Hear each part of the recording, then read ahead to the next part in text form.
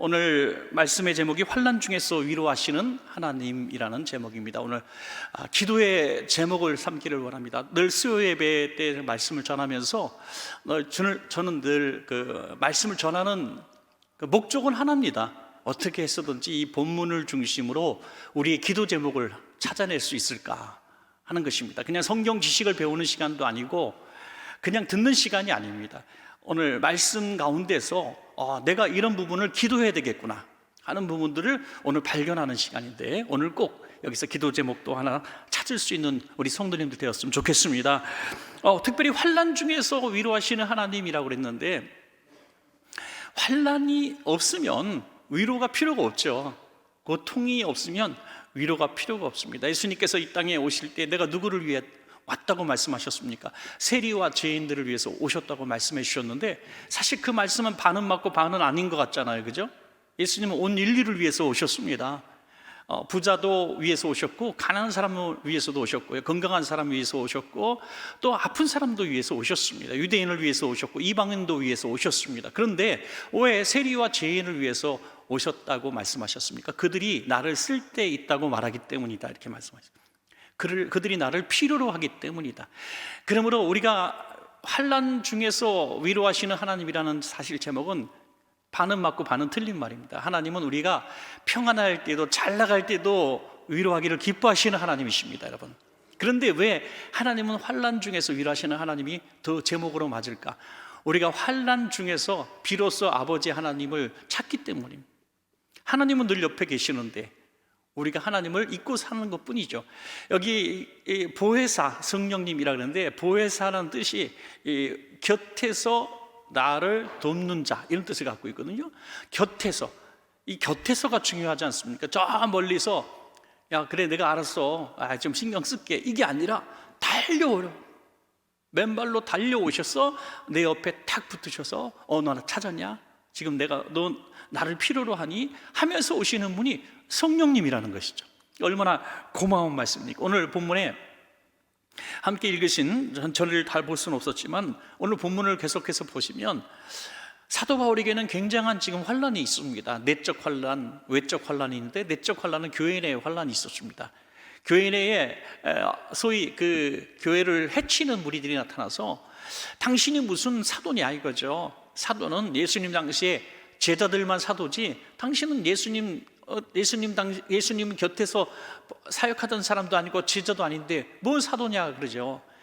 부활하신 예수님을 만났기 때문에 자칭 사도잖아요. 자칭 사도. 그렇지만 이 사도 바울을 이렇게 사도권을 가지고 그 권위를 묵살을 하기도 하고, 그리고 또 당신을 편지로 먼저 봤는데, 편지로 볼 때는 그럴듯했는데 실제로 실물로 보니까 안 보니만 못했다 이거죠. 외모가 별 볼품이 없었고, 또 언변도 어눌하고, 그러니까 별로 능력이 없어 보이는 거예요. 그래서 무시를 하기 시작합니다. 또 교회 박해가 얼마나 심했습니까? 그럼 초대교회 박해라고 하는 것은 말할 수도 없죠. 사도 바울이 당한 박해는 얼마나 많이 기록이 되어 있는지 그 고린도후서 11장에 자세히 기록되어 있는데, 제가 뭐 다 읽어드릴 수는 없고요.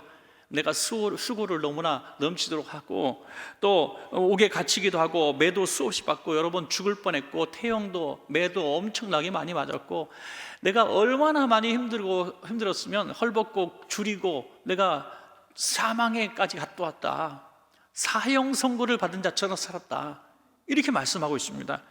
정말 눈물 없이 들을 수 없는 사도 바울의 고난의 시간들을 볼 수 있습니다. 그러면 이 환난이라는 환난을 다 경험한 사람, 자 그러면 저와 여러분 중에서 사도 바울이 당한 환난을 그만큼 경험한 사람은 있느냐라는 질문에, 그래도 적어도 뭐 6.25 때 이런 경험 좀 하시고, 또 정말 죽다가 살아난 그런 경험 한두 번 한 사람들을 제외하고는 이런 사도 바울의 고난을 겪은 사람은 아마도 없을 겁니다. 그런데 사도 바울이 반전이 일어나죠. 사도 바울이 그런 상황 가운데서 하나님 앞에 아름다운 찬송을 올리고 있습니다. 자, 고린도후서 1장 오늘 보신 구절 중에 3절부터 5절까지 보면 첫 마디가 뭡니까? 찬송하리로다. 찬송하리로다. 그는 우리 주 예수 그리스도의 하나님이시요 자비의 아버지시요 모든 위로의 하나님이시며 우리의 모든 환난 중에서 우리를 위로하사 우리로 하여금 하나님께 받는 위로로서 모든 환난 중에 있는 자들을 능히 위로하게 하시는 이시로다. 그리스도의 고난이 우리에게 넘친 것 같이 우리가 받는 위로도 그리스도로 말미암아 넘치는도다. 아멘. 오늘 두 가지로 기도 제목 삼기를 원해요. 오늘 사도 바울의 귀한 이 구절들을 통해서 위로가 필요한 사람이 누군가 하는 것을 보는 것이죠. 첫째는 저와 여러분이 위로가 필요하고요, 두 번째는 위로받은 우리를 통해서 하나님은 우리를 위로받을 자에게 우리를 보내신다는 것을 깨달았으면 좋겠습니다. 우리도 위로를 받아야 되고요, 또 우리도 위로하는 자가 되어야 된다는 거죠. 이 두 가지입니다. 그래서 우리는 이 두 가지 위로를 놓고 기도해야 되는데요, 첫 번째 기도 제목은 우리를 향한 하나님의 위로를 구하는 기도를 해야 합니다. 여러분, 우리가 하나님의 위로를 받아야만 합니다. 여러분, 하나님의 위로 없이 우리는 절대로 살아갈 수가 없습니다. 사도 바울이 찬송하리로다라고 선포할 수 있었던 그 이유는 하나님이 누구신가를 알고 있었기 때문이죠. 하나님이 누구십니까? 하나님을 어떤 표현에서는 능력자고 권세가 있으시고 어떤 왕보다도 강하시고 이런 말씀을 하실 수도 있는데, 오늘 사도 바울은 너무나 위로가 필요했거든요. 너무나 위로가 필요한 사람이었기 때문에 하나님을 어떻게 표현하고 있습니까?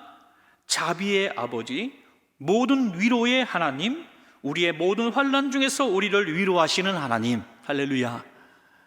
본인이 지금 그런 하나님을 너무 갈망하고 있는 것 같아요. 하나님, 내가 주님의 위로가 너무 필요합니다. 자, 제자들이 처음에 예수님께서 십자가형을 당하시고 무덤에 들어가셨을 때 제자들은 모두 뿔뿔이 흩어지게 됩니다. 두렵고 실망스럽고 자기들이 3년이 바친 세월들이 아깝다는 생각을 했는지도 모르겠어요. 다 뿔뿔이 흩어지고 말았습니다. 그때는 그들은 위로를 찾지 않았습니다. 위로를 구하지 않았어요. 그냥 두려웠습니다. 하나님, 우리가 너무 지금 힘들어요. 너무 슬퍼요. 예수님 우리를 버리고 가셨기 때문에 우리는 너무나 지금 힘듭니다. 외롭습니다. 이렇게 하나님을 구하지 않았다는 거죠.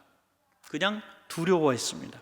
그런데 부활하신 주님을 만났을 때 그들은 정말 예수님이 부활하셨구나. 몇 차례에 걸쳐서 만나고 40일에 걸쳐서 함께 나누고 음식도 먹고 대화도 나누면서 그들은 어느 순간 기쁨이 충만하게 되었고, 예루살렘을 떠났던 날이 예루살렘으로 돌아오게 되었고, 오순절 마가다라방에서 부르짖어 기도하게 되었고, 성령 받게 되었고, 순교의 자리로 나아갈 수가 있었습니다. 자, 그들을 일으키고 변화시키고 새롭게 할 수 있었던 주님이 주신 가장 큰 위로는 뭡니까? 부활이라고 하는 위로였습니다. 부활이 위로였다는 거죠. 그들에게 지금 다른 건 아무것도 필요 없어요.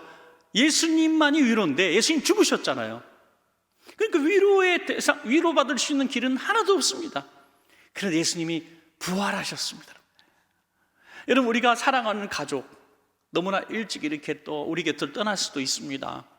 장례식 갈 때마다 기가 막힌 환경 가운데서 이분의 위로는, 이분에게 줄 수 있는 유일한 위로는 죽은 자가 살아나는 것밖에 없어요. 관을 비싼 걸 하고 수의를 황금 옷을 입힌다 해서 그 슬픔이 사라지겠습니까? 그 극한 슬픔에 진짜 위로는 다시 살아나는 것밖에 없어요.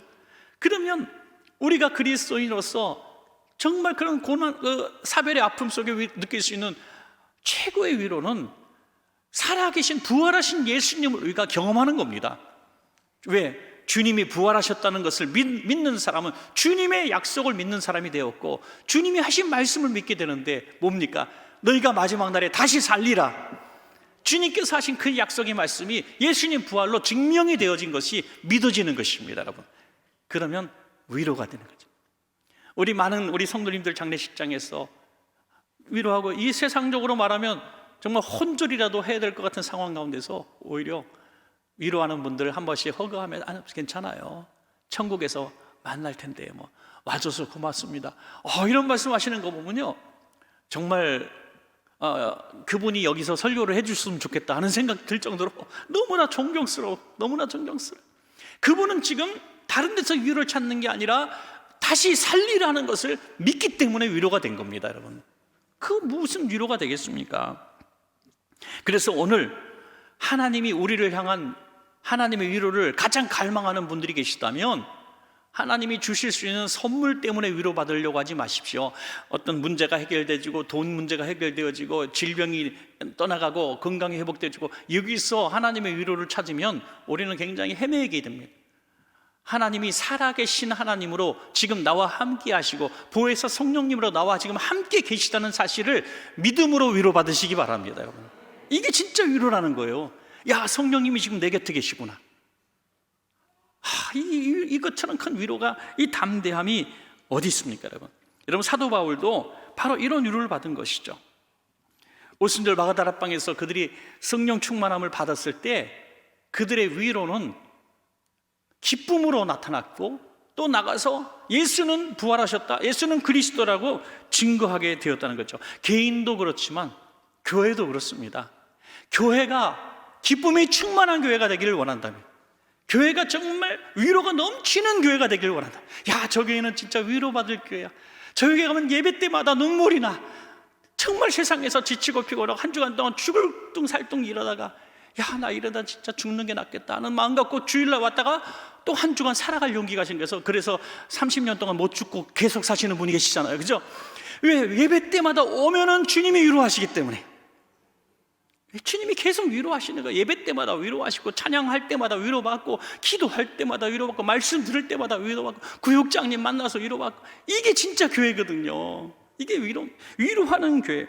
여러분, 그런 교회에 무슨 이유로 그런 교회가 됐습니까? 그 교회에 살아계신 하나님이 계시기 때문이죠.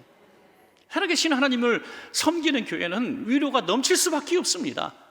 막 비난하고 정죄하고 교회에서 파벌 갈라지고, 이 집사님 파, 금 집사님 파, 박 집사님 파 갈라져갖고 저기 앉고 저기 앉고, 당신 2부 나오면 난 3부 나오고 나는 1부 나온다, 이렇게 헤어지고 말이죠. 응?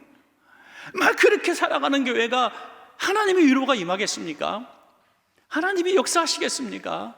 여러분, 하나님이 역사하시는 교회는 연합의 교회입니다. 하나 되게 하는 교회입니다. 여러분, 사도행전 9장 31절 보니까 그리하여 온 유대와 갈릴리와 사마리아 교회가 평안하여 든든히 서가고 주를 경외함과 성령의 위로, 뭐죠? 성령의 위로를 진행하여 수가 더 많아지니라. 아멘. 여러분, 우리가 부흥을 위해서 기도하고 주일학교나 학생회도 청년들도 부흥되기를 원하잖아요. 부흥되는 방법은 어떤 전략이나 프로그램이나 어떤 물량 공세로 되는 게 아니라는 것입니다. 그래서 온 숫자는 다 헛수예요. 한번 폭풍이 오면 싹 빠져버립니다. 그러면 어떤 역사가 일어나서 부흥되어야 되는가? 성령의 위로하심이 있어야 된다는 거예요. 성령의 위로하심. 그래서 늘 그렇게 기도해 주시기 바랍니다. 하나님, 우리 교회에 위로의 영이 강하게 임하기를 원합니다. 위로에. 그래서 우리 교회에 오는 모든 성도들은 예배를 통해서 위로받고 정말 회복되기를 원합니다. 여러분, 우리 성도님들이 우리 원천교회 와서 참 그거 고백할 때 제일 행복했어요. 야, 우리 교회 오니까 제가 많은 위로를 받습니다. 전에서 제가 신앙생활 할 때 받지 못했던 위로가 있습니다. 그러면 그 위로를 계속 지켜야 되는데, 신앙생활에 연조가 더해지고 여기서 10년, 20년, 30년 하면서 다 잊어버려요. 또 잊어버려요. 왜 잊어버렸을까요? 사람이 변한 게 아닙니다. 누가 나한테 악하게 해서 그런 게 아닙니다. 내가 딱딱해져서 그런 게 아닙니다. 살아계신 하나님을 지금 내가 뜨겁게 만나지 못한 까닭이라는 거예요. 하나님은 위로의 하나님이십니다, 여러분. 하나님은 위로의 하나님. 하나님을 함께 가까이 하고 하나님과 교제하고 하나님 성령님과 늘 동행하면요, 성령님이 내가 아프기 전에 먼저 오시고 내가 슬픈 일 당할 때 먼저 오시는 거예요. 탄식하심으로 기도하시는 거예요. 그래서 성령의 위로하심으로 우리는 늘 위로를 누릴 수밖에 없는 것입니다. 이 하나님이 우리를 향하신 하나님의 위로가 우리 바라기는 성도님들의 삶 가운데, 심령 가운데 넘치기를 간절히 축복합니다. 또 마지막 두 번째로, 다른 사람들을 향한 우리의 위로가 너무나 필요합니다. 여러분, 하나님의 위로가 아주 특별한 이유가 있습니다. 하나님의 위로가 특별한 이유는 기브 앤 테이크가 아니라는 거죠. 무조건적인 주는 위로였다는 거죠. 우리는 주님을 위로할 방법도 모르고 해본 적도 없고 할 수도 없습니다. 왜? 주님에겐 위로가 필요가 없잖아요. 주님을 우리가 어떻게 위로하겠습니까? 자, 그렇지만 성경에 보면 주님을 위로하고 주님을 기쁘시게 한 사례들은 너무나 많이 있어요. 너무나 많이 있어요. 그것은 주님의 고난에 내가 동참하고 주님의 기쁨에 내가 동참하는 것이죠. 고난과 기쁨에 우리가 동참하는 것입니다. 그 일들은 주님의 마음에 있는 곳에 우리도 가는 건데, 주님이 우리를 통해서 하기를 가장 원하시는 게 무엇일까? 바로 하나님이 우리에게 하셨던 것처럼 우리도 그 사람들을 향해서 위로자로 살기를 주님은 가장 원하시는 것이고, 그것이 주님을 위로하는 것이 된다는 놀라운 사실입니다, 여러분. 주님을 위로하는 방법이 바로 주님이 위로하고 싶은 사람들을 위로하는 것입니다. 여러분, 그래서 주님의 위로는 주는 것으로 끝나는 것. 우리가 위로했다고 해서 다시 돌려받으려고 생각한다면 위로한 것이 아니라 그거는 품앗이한 거예요. 품앗이. 우리 결혼식, 장례식 때 그 집 이제 결혼하는데 누가 둘째 아들 결혼하는데 그 집 상당했대, 이런 소식을 들었을 때 가만히 집에 가서 수첩을 찾아보잖아요, 그죠?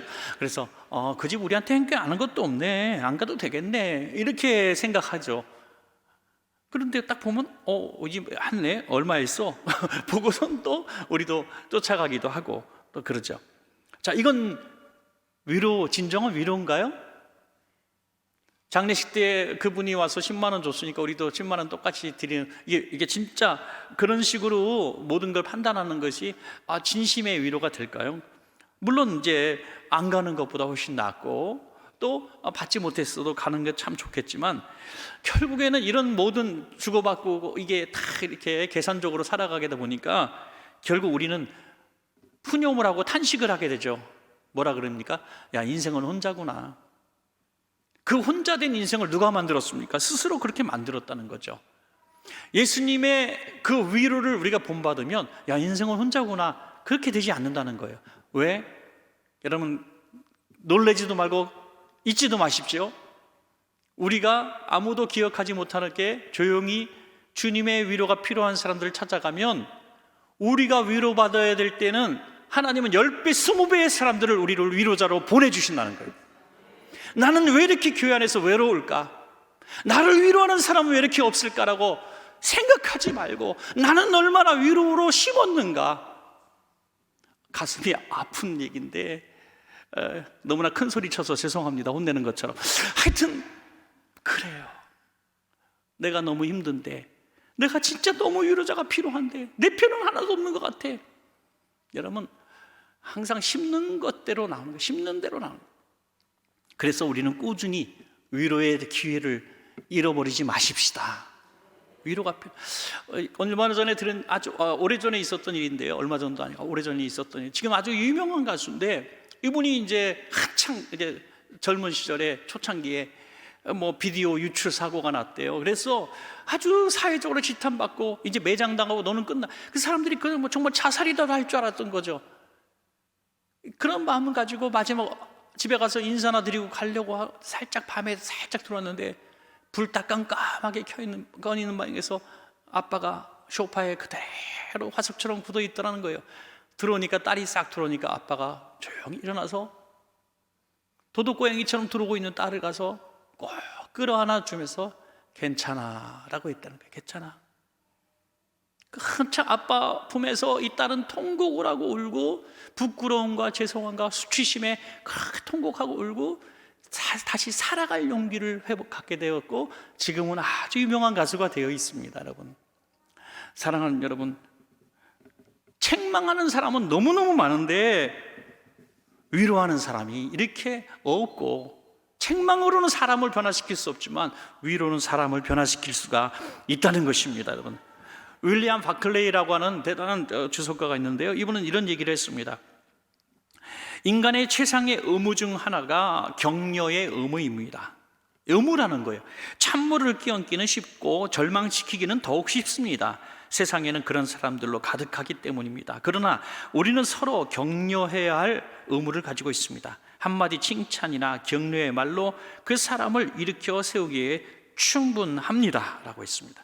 여러분, 이사야는 히스기야 왕 시대의 선지자였죠. 그러나 그 이후에 정말 나라는 크게 하나님을 떠나게 되고 망하게 되고, 또 하나님께서 그 선지자를 통해서 이스라엘의 멸망을 예언하게 합니다.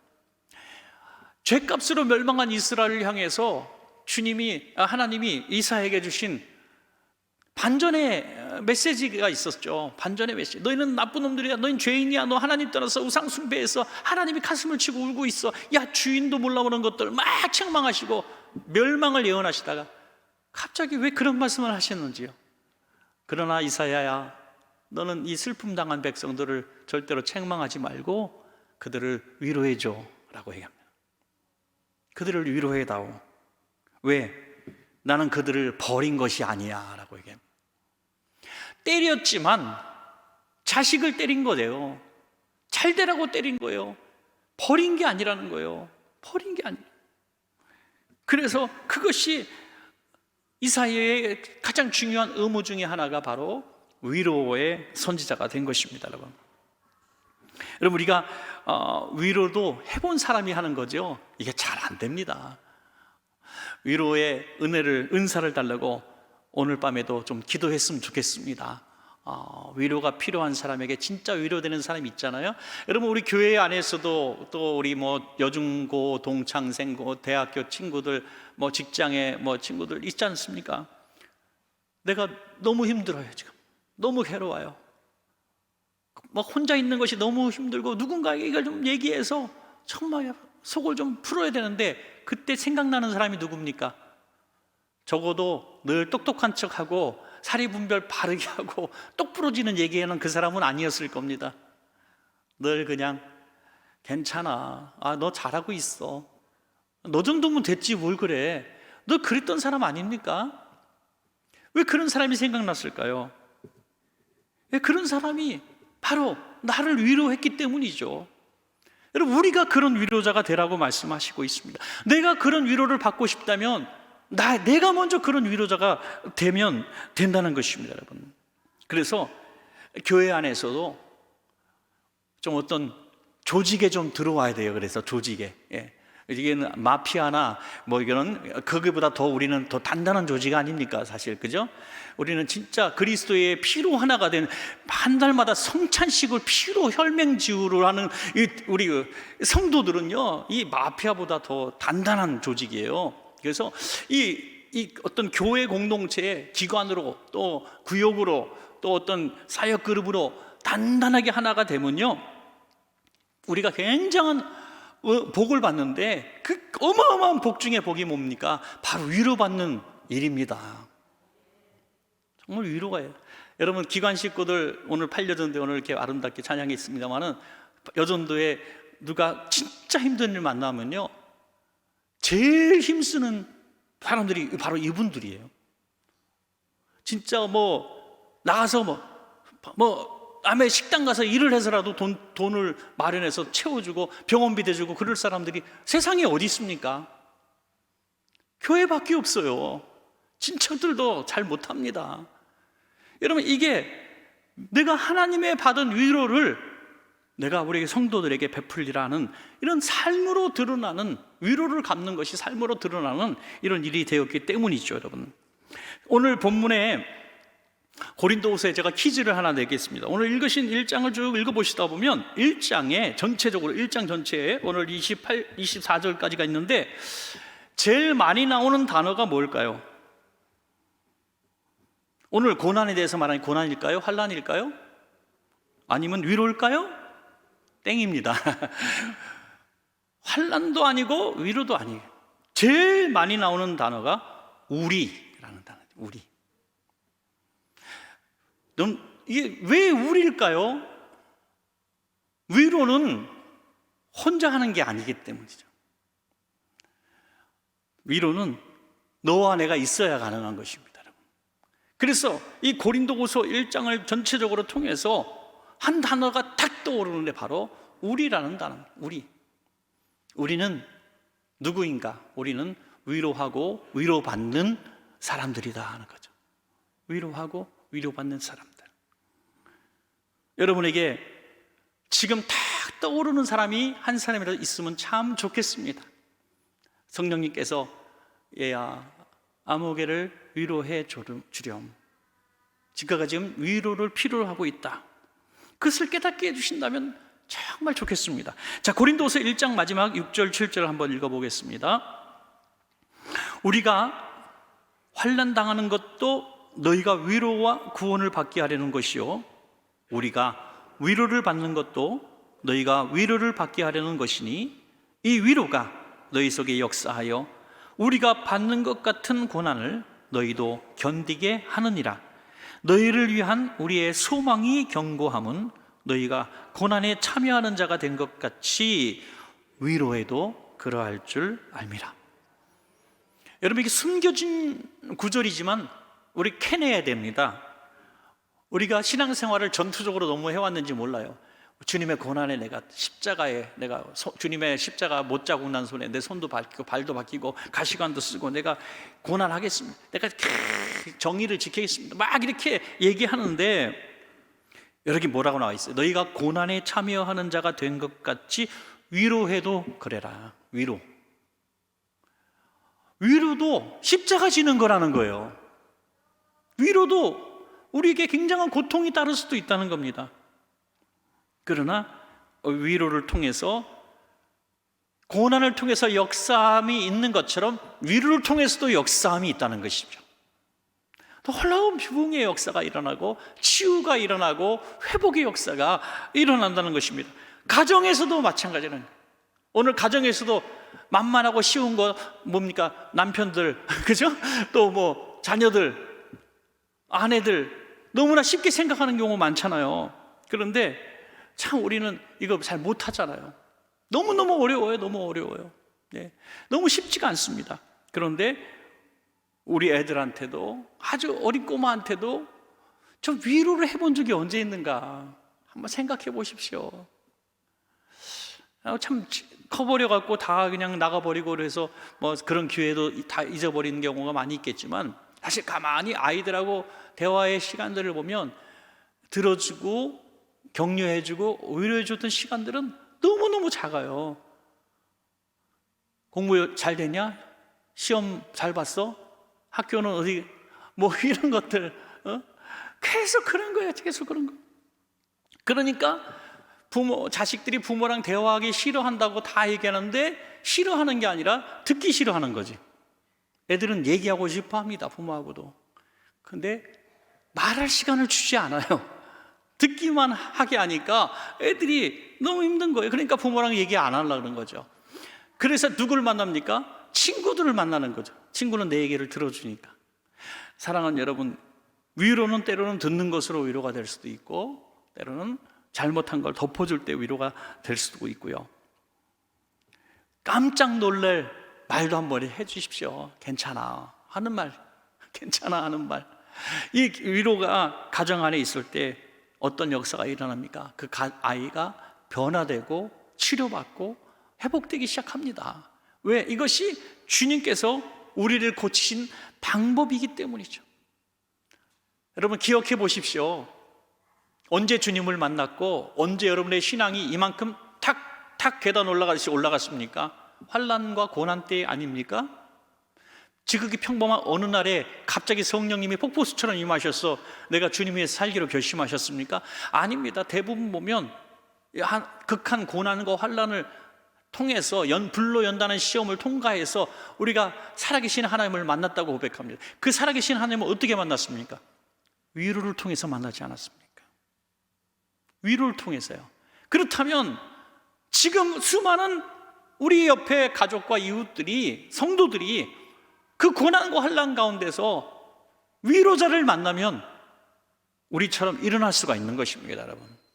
하나님의 손과 발이 돼서 때로는 물질로 위로하시고, 때로는 대화와 만남으로 위로하시고, 때로는 그냥 같이 시간을 보내주는 것만으로도 위로하시고, 다 돌 던질 때 대신 같이 가서 한 번씩 맞아주시고, 그래서 같이 너 옆에 내가 있다, 이 보여줄 수 있는 우리 성도님들이 되어진다면 우리 교회는 정말 하나님의 살아계심의 역사가 있는 그런 좋은 교회가 될 줄로 믿습니다.